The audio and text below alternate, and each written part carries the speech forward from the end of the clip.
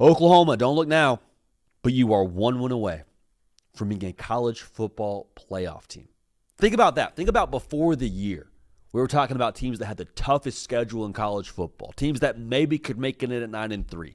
Talked about Florida, obviously, potentially first. But right after that, you're saying Oklahoma, they got a freaking gauntlet. If they can find a way to get to 9-3, they're probably a college football playoff contender, right? 10-2, they're definitely in.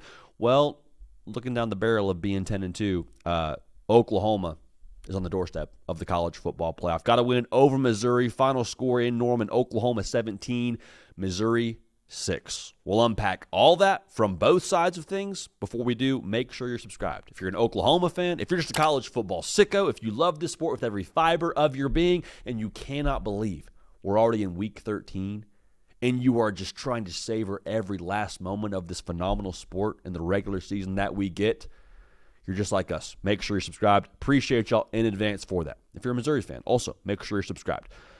So here's my thought, man. And I know if you're an Oklahoma fan, this is going to sound weird, so just roll with me. You don't like being compared to other teams, especially other teams that aren't really in your geographic footprint, but it's a compliment. I really get this same vibe from this team that I got from Notre Dame around this time last year. And if you're taking comparisons here, that Notre Dame team went on a run and played for a national championship, all right? So is Oklahoma going to do that?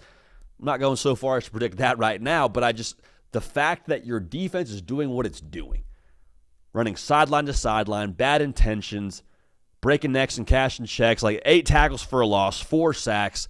They're stunting. They're blitzing. They're getting pressure with 4 and doing nothing tricky on the back end. Like the temperature of this football team right now, it is a controlled temper tantrum on the defensive side of the ball.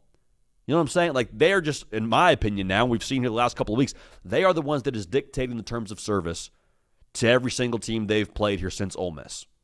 Like you can say what you want about the offense. We'll talk about that in a second here. But I think that the Oklahoma defense gives you the opportunity now, if you're the Oklahoma offense, to always be within reach. Like, I don't think there's going to be a world here where Oklahoma is, like, giving up 40 points and they're trying to find a way to generate something offensively and the game's just gotten out of hand. Like, Oklahoma's defense, I think, will always keep them in the game. We said that since Michigan. This Oklahoma defense, true to form, is keeping them in every single game they've played. Here's what I love, too, about this side of the ball. We talked so much going into this game about the spot and the stakes and how tricky it could be if you're Oklahoma, because now you've beaten two teams that, quite frankly, you weren't supposed to beat based on what Vegas said, going to Tennessee and winning there, going to Alabama and beating them. You go back home, you play a Missouri team that's not going to be in the college football playoff. You're not sure what they got going on at quarterback. It's an 11 a.m. kick. Everyone's told you how good you are. You're trying to get up out of bed after sleeping in silk sheets. Like, it's one of those spots where you're like, man, I don't know where Oklahoma's going to be at psychologically. Here's my take on this. If we had Oklahoma in a letdown mindset, it would have been reflected on the defensive side of the ball. Why? Because the defensive side of the ball, I think, most clearly is correlated to their head coaches. Like, if you want to know the overall pulse of who Oklahoma is, look at their defense, because that's the side of the ball that Brent Venables is most closely overseeing. That's not me telling you Brent Venables is going to allow a letdown by any stretch of the imagination, but we would have seen it from that side of the ball. I saw defense look a little bit agitated, come out with a bad attitude, fly around, hitting people. Like this was an Oklahoma defense that understood what the stakes were, and they played to it. They understood if we're going to get beat, it's because Ahmad Hardy went for 2 bills. Ahmad Hardy less than 60 yards rushing on the day. One of the best backs in all of college football. Some would argue the best back coming into the day. And that wasn't the case. So, again, Oklahoma defense, they will always keep them, in my estimation, within a competitive distance any game they play while the offense is trying to get it going. Now, what I'm going to say is going to sound crazy, it's going to sound like hopium, but just roll with me here. Even though Oklahoma scored 17 points on offense, I saw symptoms of good offensive football. I'm not saying they're sick.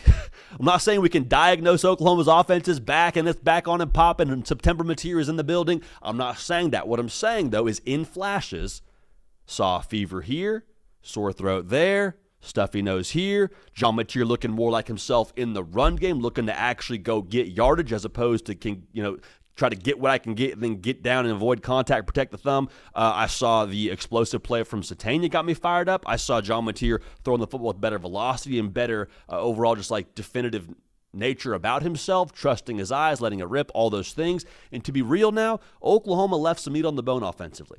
There's a couple of plays there where it's like, Satania, you got to come down with that one on the sideline, brother. I know it's a tough catch. I know it's over the shoulder. We got to have those. Deion Burks over the middle. Chance to convert on a first down play. And it's like, ball hits his body, contact jars it loose, competitive play that Oklahoma's going to have if they want to make a run in the college football playoff. Now, would you like to see more in the run game? Sure, I do too. But I'm just saying, if all you're asking for is this Oklahoma offense to be playing their best ball moving into the college football playoff, ideally next week, but you don't argue with the results you've gotten so far, I see symptoms. I see symptoms for this team to eventually get sick at the right time. Now, it still has to happen. I'm not forecasting it. I'm just saying that is an encouraging sign to me for this Oklahoma team. Now, I will also just add this thought exercise here as we talk about Oklahoma's offense and what they haven't done. If my defense is holding the Missouri offense to 6 points, I'm probably not going to be that aggressive either on the offensive side of the football. Like, think back to, comparing you to another team here, but roll with me. Think back to what Tennessee was last year. Josh Heupel, one of the best offensive play callers in the sport, one of the best offensive game planners in the sport. And he's like, my defense is elite. I'm not going to try to expose my offense to anything more than what they have to do. I'm going to let my defense win the game. Offense, don't mess it up. Like, John Mateer spoke to that, I believe, going into the week, talking to the broadcast crew, according to what McDonough and McElroy were saying on today's game.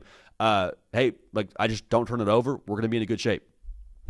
That has been the formula here. So, again, to win games during the playoff now, to beat better teams, yeah, you're going to have to score more points. Yeah, we're going to have to kind of find our footing a little bit more offensively. But I'm just saying, the things that I saw today from Mateer, from the opportunities in the pass game, from the way that he's cutting it loose, I see symptoms of good offensive football.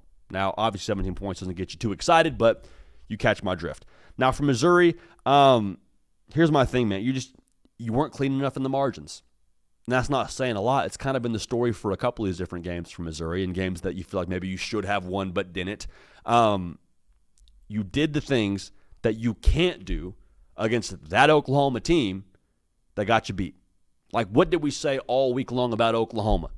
Had forced 6 turnovers in 2 separate games against Alabama and Tennessee. Alabama, a team that doesn't really turn it over all that much, and they forced them that way. Missouri, if you want to win the game, you got to run the football, and you got to find a way to not turn it over. Oklahoma forced 2 brutal turnovers, one that kind of ended the game, and you also missed a field goal, so you left points out there. Just, you can't do things like that. Now, I understand, I believe that field goal got blocked a little bit, but, like, you catch my drift. You got to be better in field goal protection if you want to find a way to win that football game.